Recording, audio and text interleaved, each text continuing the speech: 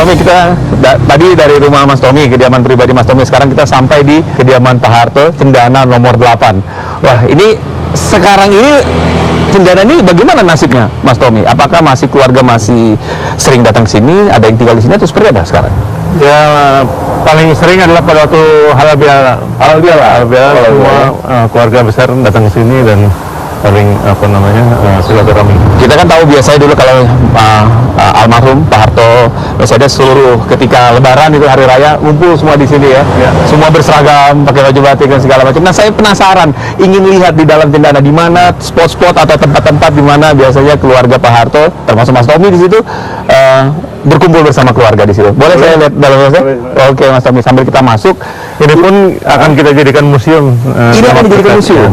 Kenapa Mas? Karena keluarga ingin jadikan museum? Karena untuk masyarakat biar bisa melihat keadaan bagaimana almarhum Pak Harto beserta keluarga itu tinggal di tempat yang ada sekarang ini. Karena memang kita tidak melakukan perubahan sama sekali dari awal. Asri juga Mas ya di sini. Ini ada tanaman-tanamannya. Ini ada kumis kucing. Kumis kucing ya. Kumis kucing itu tahu juga Mas Tommy. Buat obat. Nah, ini nggak ada yang dipugar, tidak ada yang direnov. Mas Tommy, rumah ini masih seperti dulu, warnanya pun seperti ini, warnanya sama semua seperti dulu. Apa memang ada wasiat atau pesan dari Pak Harto soal kediaman ini jangan dirubah, direnovasi? Ada pesan? Sebetulnya tidak ada. Kami sendiri dari anak-anak ingin mempertahankan ini dan juga untuk melestarikan sebagai warisan almarhum Bapak dan Ibu. Nah, Mas Tommy, kalau bicara soal kediaman ini nomor 8 ini di Cendana ini ya, dulu jalanan ini terasa orang bilang nggak angker. Kalau lewat sini katanya, wah nggak boleh semua orang. Benar seperti itu gitu ya? Saya kira tidak. Semua bebas, dulu juga masyarakat bisa lewat dengan bebas. Iya, bebas ya. Cuma memang waktu itu karena memang ini tempat kediaman Presiden Republik Indonesia kedua, mungkin ada batasan waktu. Mungkin karena ada penjaga di depan, jadi orang agak terlambat lah jalannya. Tetap orang bisa lewat bebas ya. Nah, di sini Mas Tommy, bagaimana ini kalau runutan tamu datang? Biasanya tamu biasanya datang dari tempat kita tadi masuk, terus ke sebelah sana. Di situ ada nanti diterima oleh Bapak di sana. Oh, di dalam ruangan. Jadi kalau bicara soal Mas Tommy sendiri di kediaman Cendana nomor 8 ini, Mas Tommy sejak tahun berapa? Akhir 60-an. Akhir 60-an, Mas Tommy sudah di sini. Ya. Wah, ini saya mulai masuk ke dalam ruangan apa namanya ini? Ruang tamu. Ruang tamu besar utama. Yang biasanya almarhumah Ibu yang sering menerima tamu di daerah ini. Oh, Ibu Tin menerima tamu di sini. Kalau almarhum Bapak di sebelah sini. Nanti saya boleh masuk di ruangan khusus itu ya. Tapi bicara soal ruangan ini dulu, Mas Tommy. Ruangan ini dulu, Mas Tommy. Coba kita lihat. Di sini saya lihat di sini ada gading gajah begitu besar dan dengan ukiran. Ini Pak Harto memang hobi atau ini cenderamata atau seperti apa? Kebanyakan cenderamata dari ya. Tamu-tamu ya. Itu ada foto Pak Harto atau boleh kita lihat itu tahun 60-an itu. Ini tahun 60-an. Akhir 60-an waktu awal dilantik menjadi presiden. Ya. Diangkat jadi presiden. Oke, ini satu foto. Kemudian di situ ada foto Ibu Tin. Ini juga di tahun yang sama tentunya. Ya, di tahun yang sama. Kemudian kalau koleksi-koleksi ini saya lihat tadi situ ada ya namanya koleksi Ibu ya.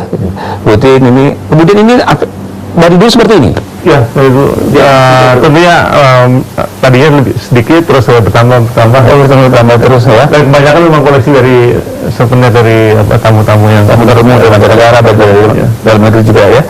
Oke, ya di sisi kanan sini ada foto Pak Harto dan Ibu Tin. Bersama ini lebih baru tentunya. Lebih baru ya. Kira-kira tahun berapa ini? Kira tahun 80-an. 80-an ya, tahun 80-an.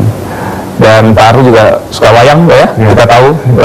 Tapi ini juga souvenir. Ini souvenir juga ya. Dari Bantul dari Bupati gitu. Ya waktu itu ya. Di sini juga ada, di sini lihat di kanan ya. Ada Pak Harto. Nah, sekarang saya mau masuk ada tempat ini ruang khusus, Pak. Bisa dilihat teman-teman ya. Ruang khusus Pak Harto terima tamu-tamu spesial gitu ya. Tertentu gitu ya. Kabinet di sini juga? Kadang-kadang memang dulu seringnya di sini kalau diterima di rumah. Iya, di sini. Boleh saya masuk ya, Mas Tommy ya? Nah, kita lihat yuk di mana di dalamnya ini seperti apa. Wah, ini dia ruangannya. Waduh, ini kursinya Masih original. masih original yang lama, Mas Tommy ya. Biasa Pak Harto duduk di mana kalau menerima tamu? Di sebelah sana. Sebelah sini. Iya. Mas Tommy, izin ya, saya boleh duduk ya, merasakan kursinya Pak Harto dulu, pimpin laut. Waduh, saya jadi presiden Indonesia kedua nih, cerita ya. Di sini dia ada kenang-kenangan Tun Mahathir hadir. Ini Pak Mahathir ketika bersama Pak Harto. Ya, Pak Mahathir kita tahu ya, sekarang sudah kepilih kembali jadi Perdana Menteri. Iya, jadi ini ada Pak Mahathir, ada Lee Kuan Yew ya, Singapura. Waduh, jadi disinilah biasa Pak Harto menerima tamu-tamu dan kabinetnya kalau di rumah memanggil menterinya di sini. Ya, Mas Tommy. kalau ketemu di rumah pasti di sini. Oh iya, kita tahu juga Pak Harto kan di Cerutu, ini tempat Cerutu seperti ya? Iya, Betul ya? betul. Oh ini ada, tempat kacamatannya. buat Al-Baca. Iya, Ada betul. laporan Oh ini masih semuanya original ini? ada stabil. Iya, tadi lo semua. Waduh. Itu ada lukisan Anoman ya? Anoman lagi perang dengan Rahwan. Nah, kita bicara di ruangan khusus, saya mau pindah lagi nih. Ini semuanya masih original loh. Iya. Ya, ini kalau kita bilang sendiri semuanya masih sama, tidak ada yang berubah. Kursi semua sampai horden ya, Mas Tommy.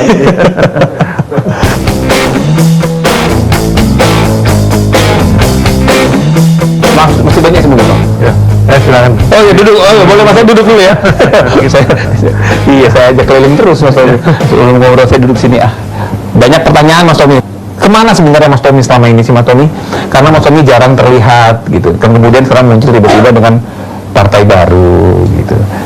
Ya, selama ini memang saya sebagai pengusaha dan memang saya geluti kegiatan usaha apa yang saya kerjakan, saya kembangkan dengan harapan bisa membuka lapangan pekerjaan sebanyak mungkin. Ini grup Humpus itu masih ada Mas ya? Masih ya. Itu masih ada ya.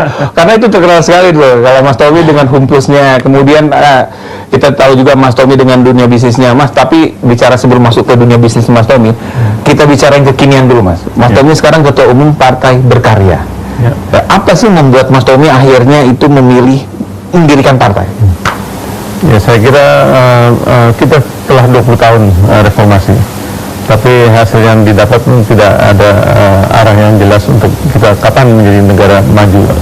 Nah, di sini kami terpanggil, dan juga yang katanya dengan bahwa zaman dulu KKN sangat parah dan sebagainya dan otoriter dan sebagainya.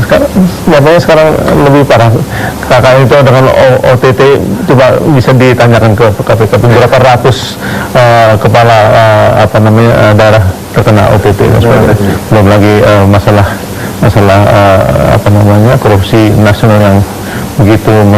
Jadi Mas Tommy melihatnya sekarang reformasi tidak lebih baik daripada di Orde Baru, begitu? Saya kira faktanya juga penyelundupan narkoba. Dulu mungkin satu bungkus atau paling banyak kiloan. Sekarang tonan. Gimana anak cucu kita akan bisa hidup lebih baik? Kita katanya negara Pancasila, tapi pendidikan Pancasila tidak diterapkan di kurikulum nasional.